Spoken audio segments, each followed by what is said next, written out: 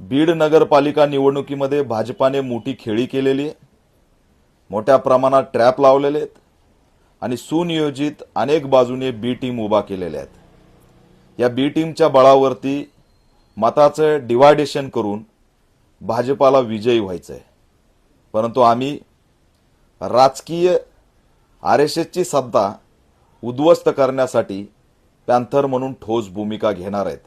या 2 दिवसात आमची निर्णायक भूमिका जाहीर होईल आणि कोणत्याही परिस्थितीत आरएसएस आणि भाजपाला आम्ही बीडमध्ये सत्तेत येऊ देणार नाहीत, त्या दिशेने आम्ही वाटचाल करणार आहोत।